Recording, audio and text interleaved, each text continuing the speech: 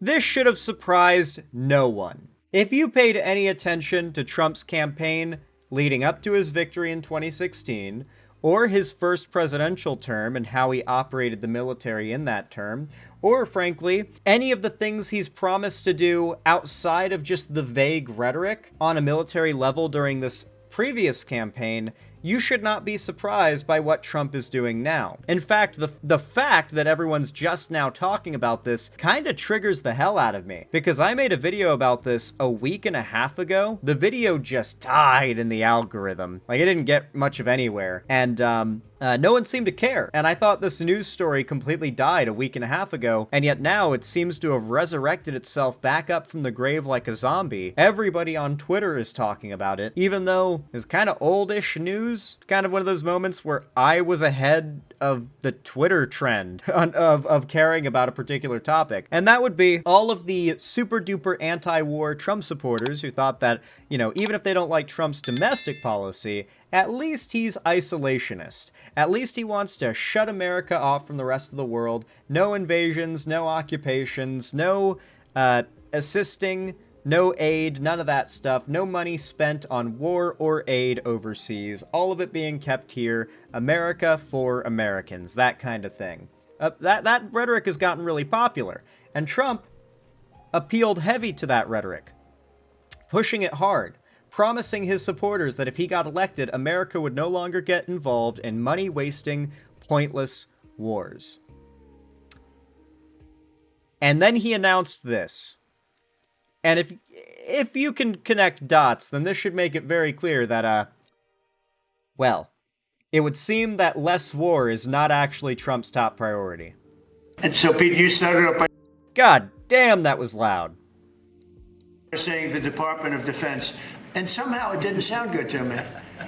You know, it didn't sound good. Defense, what are we defense? Why are we defense? So it used to be called the Department of War, and it had a stronger sound. And as you know, we won World War I, we won World War II, we won everything. Now we have a Department of Defense. We're defenders. I don't know. If you people...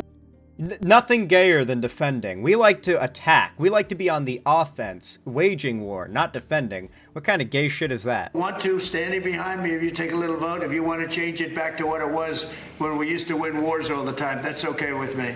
All right? That's right, guys. The name of the Department of Defense was the reason why America, quote-unquote, loses wars all the time now. Genuinely amazing logic. Trump logic, if you will. The logic 5-year-olds use. You let me know if you want to do it. I think Department of War. It just sounded bad. He said, sir, on behalf of the Department of Defense. Defense? I don't want to be defense only. We want defense, but we want offense too, if that's okay. So you'll make a decision. We want offense too, if that's okay. God, he's so fucking stupid. His way of talk, like why is he inflating the word count? Why is he inflating the word count? He realizes he doesn't have a teacher grading an essay based on word count he needs to appease, right? That he can just say, I want America to be more focused on offensive warfare and leave it at that. But he's so stupid, he wants to sound verbose and well-spoken, like he's got a dense vocabulary that allows him to make a single point verbally longer because the way he can structure it, but he doesn't actually have those rhetorical skills, so he just kind of repeatedly says the same thing over and over and over, and I guess it's just supposed to hit, like, extra hard the third time he says it. Trump's not that good of a public speaker when you think about it. But, you know, and so, Pete, you started... Now, that video clip started, you know, obviously getting passed around, particularly among conservatives, and they are not happy to find out that Trump's plan is, quite openly, to engage in more warmongering, to spend more money on war, the main thing that a lot of Trump supporters argued, whether you like him or not, on domestic policy, you have to admit he's not currently getting us involved with a war, which, to be fair, a lot of Americans just kind of assumed Biden was at fault when Russia invaded Ukraine. So Biden was seen as a warmongering president due to helping Ukraine and not leaving them to be invaded by Russia. And so with that in mind, you've got a lot of accounts, many of them Republican, calling Trump out for this. This one is, a little more obviously against Trump. Republicans against Trump saying Donald Trump will sign an executive order Friday to rename the Department of Defense as the Department of War. Fox News reports, we are living in the dumbest of times. In an insane moment, as inflation rises, jobs plummet, and Epstein files stay hidden, Trump will sign an executive order to rename the Department of Defense as Department of War. So much for MAGA's President of Peace because priorities. New York Governor Kathy Hochul is set to sign an executive order allowing pharmacists to prescribe and administer COVID-19 vaccine. But that's from days ago. I don't know why that even came up. So here's a pretty funny one, by the way. Trump was asked if he would need congressional approval to pass this renaming of the Department of War. Here is his response. Is it your expectation that Congress will codify this name change in the law? I don't know, but we're going to find out, but I'm not sure they have to. We're signing an executive order today, but we're going to find out. We're going to see. No Congress approval. That's nice. Cool. Very strongly. Checks and balances who? As to whether or not they have to, but we'll put it before Congress. Crazy to me that everyone's just now talking about this, by the way, when this has been news for a week and a half. But you know what? I won't complain. We'll talk about it again. We'll do a rehashing of this issue, since now it seems like everyone's talking about it now. That in mind, though. Oh god damn! My YouTube headline algorithm right now is a whole lot of football. Apparently yesterday was the first game of the season, if I'm not mistaken, so makes sense. Though I imagine many of you guys not all that interested in football, so wouldn't be surprised if very few of you are currently, looking to be watching that instead. I didn't really expect there to be a lot of competition between my audience and the football audience over viewers. Not a lot of crossover there. Zan finally watched Ted Lasso. I've not watched Ted Lasso. It sounds funny though. I've heard a description of it. It sounds like a good show. YouTube is showing some games live and is pushing it hard. Makes sense. I suppose. Now, moving on though, or not moving on, but moving forward into this topic though. I wanted to show you guys this quick clip that breaks down some extra details of the situation and Trump's plan for the renaming. To be fair, when I covered this originally, it was only like Trump saying he wanted to do this. Today, he signed the executive order, which will presumably make it happen. So let's see that in action. This is Trump officially, because we know he doesn't need congressional approval anymore. This is Trump officially, single-handedly, unilaterally, executively, renaming the Department of Defense to the Department of War with an executive order. I think that's a big one, I'll be honest. There's his gay little signature. After winning a war for independence in 1789, George Washington established the War Department, and Henry Knox was his first Secretary of War. And this country won every major war after that, to include World War I and World War II. Total victory, Mr. President, as you... It's true. The name is what makes the difference in winning and losing wars. Like, we're literal magical thinking is like what's driving policy right now. If we rename the thing to what it was called when we were doing well, then we'll do well again, right? Because even though it has no tangible evidentiary impact on the performance of our national defense forces, magical thinking though, right? Literally the way 10-year-olds think. 8-year-olds even. I think 10-year-olds break out of this type of magical thinking by that age. Like, what is this logic? What is this logic? You said. Then 150 years after that, we changed the name after World War II from the Department of War to the... Yeah, this is unironically manifestation politics. This is like whenever you see some like 20-something lady on Twitter saying that she's like manifesting a good day for herself. Like, that is what we're seeing right now. Trump is trying to manifest victories in war that presumably he plans to get us involved in. Like, we're not really involved in any wars right now, so I guess Trump is announcing that he plans to get us involved in wars just for the sake of winning them, now that we have a Department of War, which is not what people voted for him, believing he'd do. I'm sure they'll defend it anyway, as they always do, but they were not claiming this was what Trump was about when he was getting into office. They were celebrating that he was supposedly the opposite of this. Department of Defense in 1947.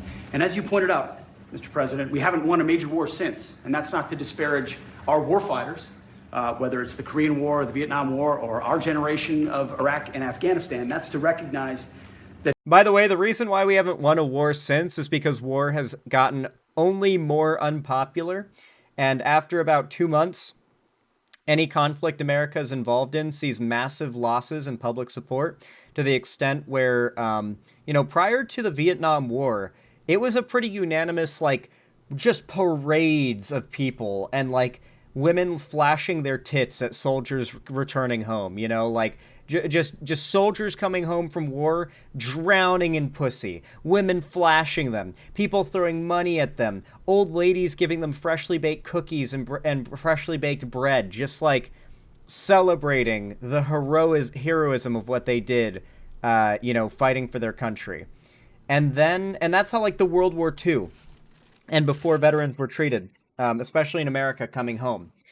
Starting with Vietnam, particularly because, well, the top brass decided to do some pretty awful shit in Vietnam. The U.S. soldiers in Vietnam did some pretty awful shit to the Vietnamese people. There was a lot of raping and a lot of torture and a lot of mutilating, a lot of burning down towns and villages. We used horrific war crimey weapons like napalm to incinerate people and melt their flesh. We fought in the kind of way that historically gets your soldiers tortured to death if you have them fight that way. Like, historically, you go look at historical wars. Like, have you guys seen, like, in ancient times what happened when archers got captured? I don't know if you guys know, but, like, archers were considered the most detestable form of troop on the battlefield. And generally, in medieval times, when an enemy archer was captured, simply because they were an archer, they were to be tortured to death. Because the way they fought, like, they could dispense so much death at a distance while incurring little to no risk on themselves. I have such an itchy nose right now for no reason. And in that same way, America fought like that. America fought in the kind of way where our soldiers were given little to no mercy when they were captured.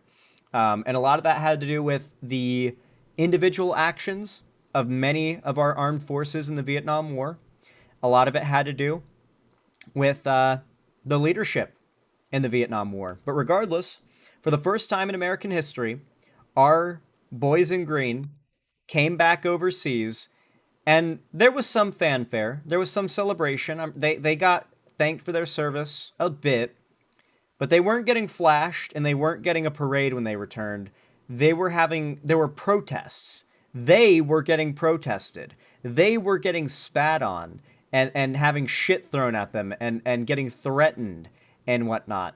And since, on top of that, the government has left these veterans, like, with absolutely no care. Like, the government never, like, not even the Republican administrations that virtue signal about them have done anything to help these veterans. Mind you, they got drafted, most of these people, so they didn't even have a choice but to go and fight. So you had a bunch of draft dodgers that were, like, spitting on them when they came back from the war.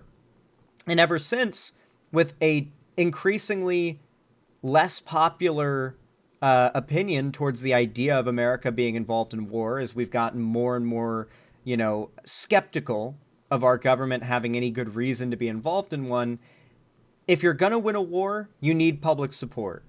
Like, without public support, Congress can't approve spending needed to expand and win said war, because these congressional candidates, they need to win their local elections in their districts, and if their district does not approve of the war, shitloads of congressmen will refuse to approve funding, or hell, even approve to continue the war, And we might just end up packing it in simply because Congress decides that popular support has evaporated.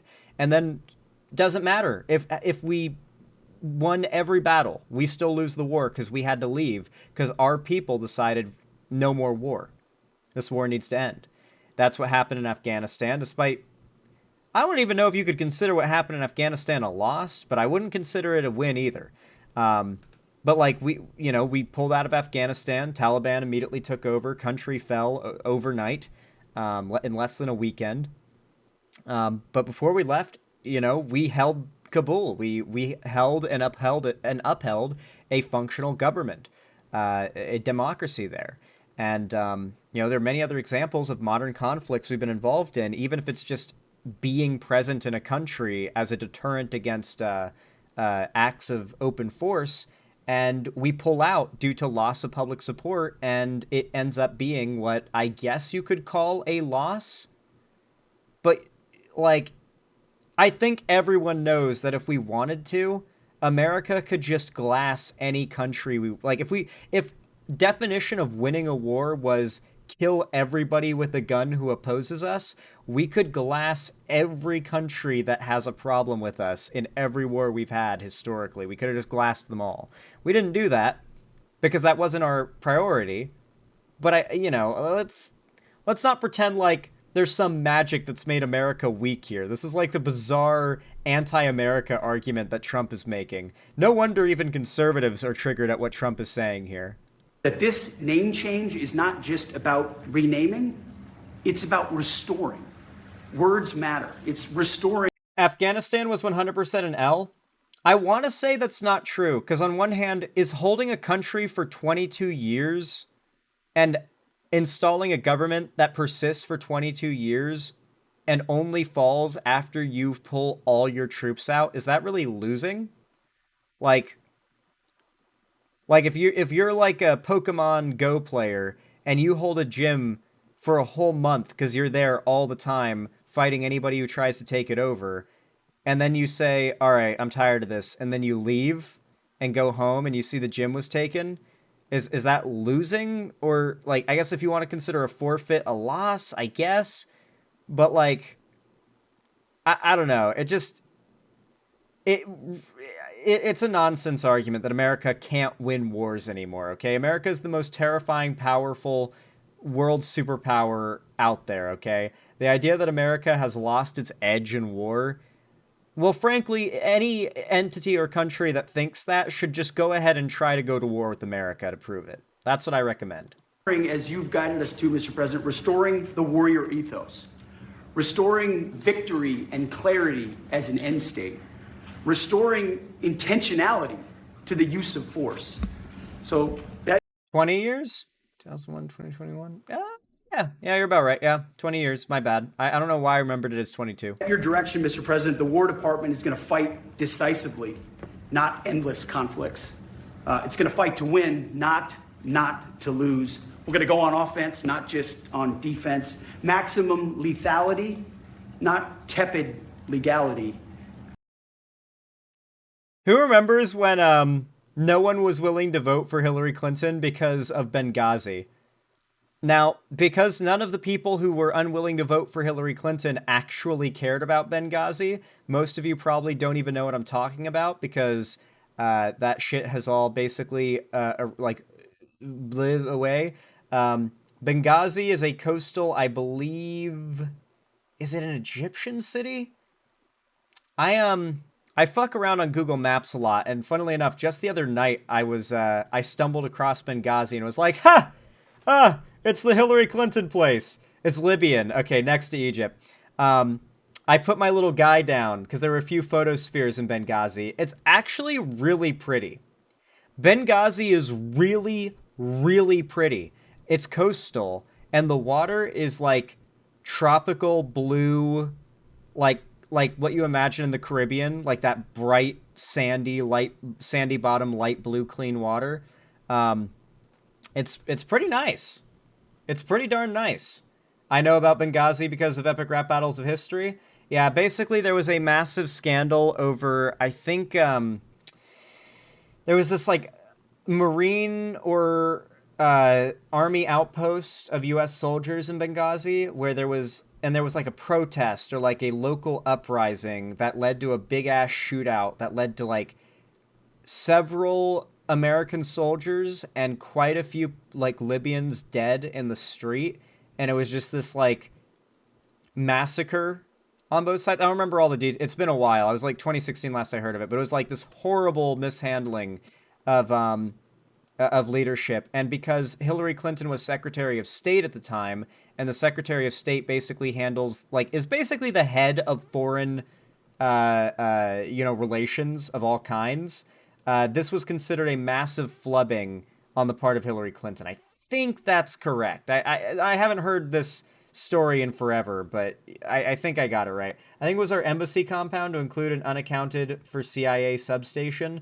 I think, was it our embassy we had set up there that got, yeah, I don't remember all the details of this. Don't take my word for it. Go Google it. But who remembers this? When, like, Hillary Clinton supposedly being an anti-Russian warmongering war hawk was the reason why we couldn't elect her and why she had to lose, why we had to elect Trump. And here he is now saying, I want more war. I want to be more maximum lethality. We need a Department of War, not a Department of Defense. I'm not about defense. I'm about offense. Violent effect, not politically correct. We're going to raise up warriors, not just defenders. So this War Department, Mr. President, just like America, is back.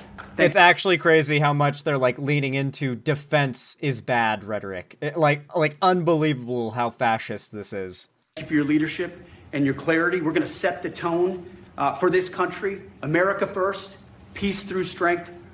That's a Nazi slogan, by the way, America first.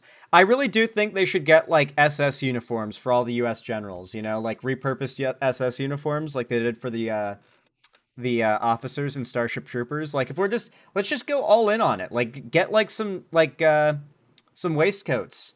Whatever they're called. Those LARPy-ass Nazi officer uniforms. Like this, let's not pretend like we're America anymore. You know, this like, haha, we're the face of freedom type shit. No. We need to start rocking the Nazi uniforms now among our troops if this is where we're going. Because we're going full Nazi Germany now.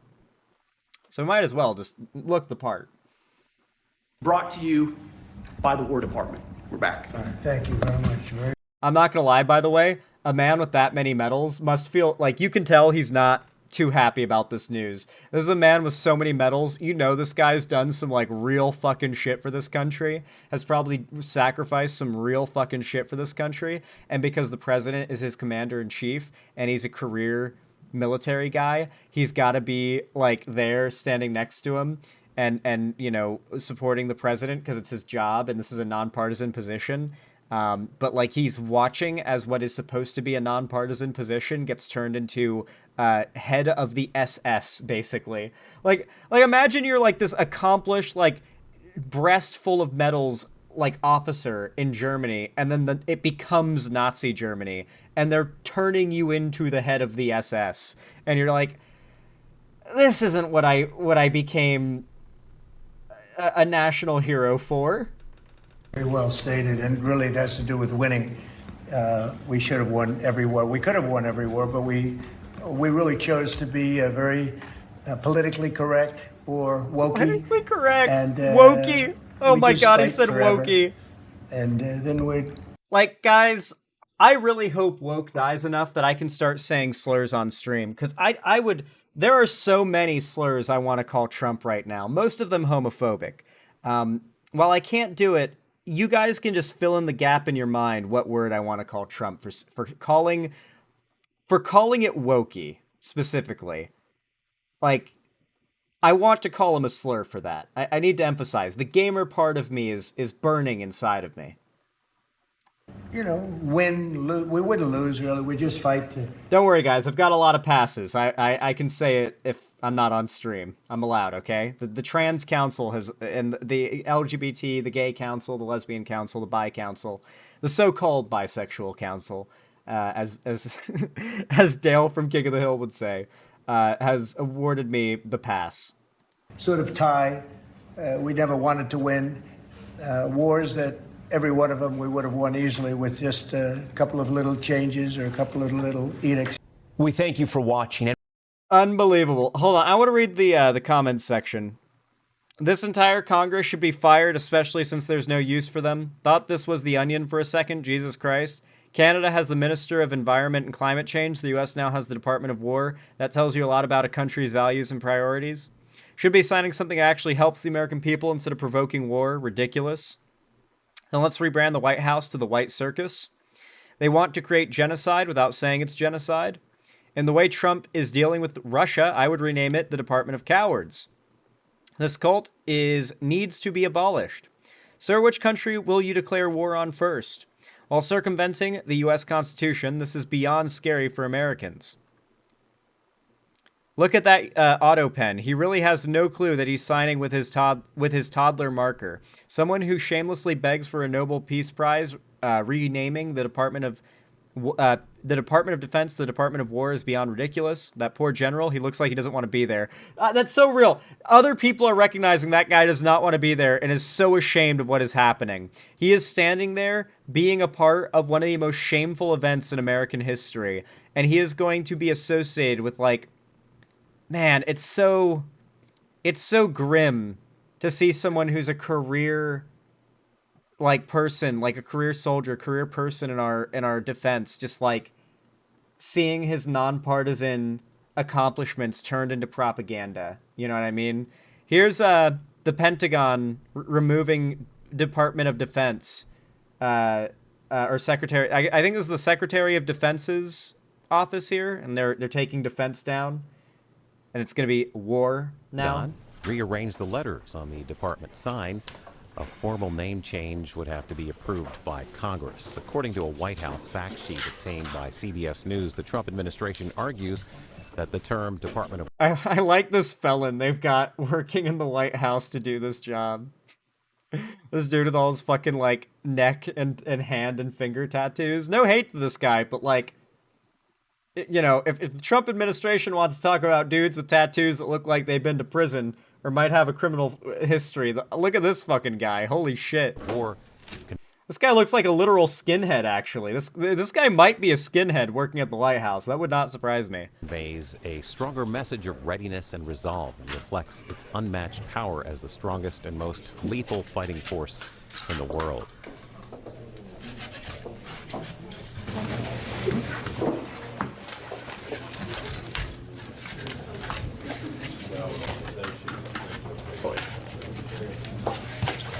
Now, I'm not gonna lie, both these guys are rocking a look that I heavily associate with modern neo-Nazis. I don't know, dude.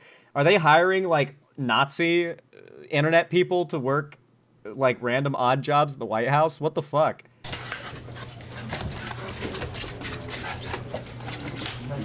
That's just Stephen Miller's parents. Those are his two dads.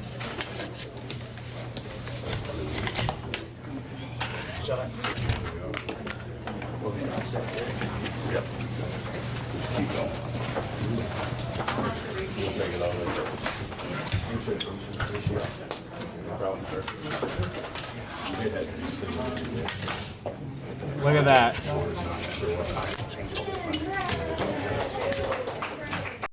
Well, guys, America is fucking cooked. Let's hope that you know what? We need to go back to hoping things get as bad as possible under Trump and that every American who voted for this guy suffers as badly as possible. I feel like we need to bring that back. I said this back when Trump first won, and I feel like we need to really lean into it now.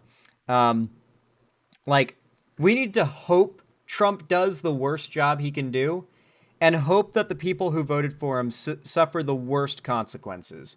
Down to, like, things I don't even want... I can't say on stream that involve demanding schools no longer allow vaccinations or mandate vaccinations. I hope the worst case scenario from that type of behavior happens for these people. Because at this point, it's like, you know what? Americans, they gotta learn the absolute hardest way that voting for these people is bad. And if they don't learn at this point, then God knows what monster they're gonna put into power in the future, and whether or not we're even going to have a chance at coming back from it if they do. So that's kind of where I stand right now. I am actively hoping for the worst case scenario for all these Americans that voted Trump to happen for them. That's my position. That triggers you? Then, sorry. Anyway, if you enjoyed this segment and you found it enjoyable, educational, or entertaining in any way whatsoever, then please consider leaving a like and a comment down below, as it really does help to boost the channel and support it in the algorithm. I really do appreciate it. It means the world to me. I just want to give a big old thanks to all of you, no matter how you support the channel. Consider following my social medias linked down below if you want to see more from me. Subscribe and ring the bell icon so YouTube actually tells you when I go live or upload new videos. And, of course, if you want to support me directly, financially, help me keep the lights on and a roof above my head here at the Xander Hall studio, then please consider donating, subscribing, or gifting a sub on my website, xanderhall.com/live, or support me through YouTube, Twitch, Streamlabs, Stream Elements, Patreon, or buy some custom Xander Hall merch through the Streamlabs link down below.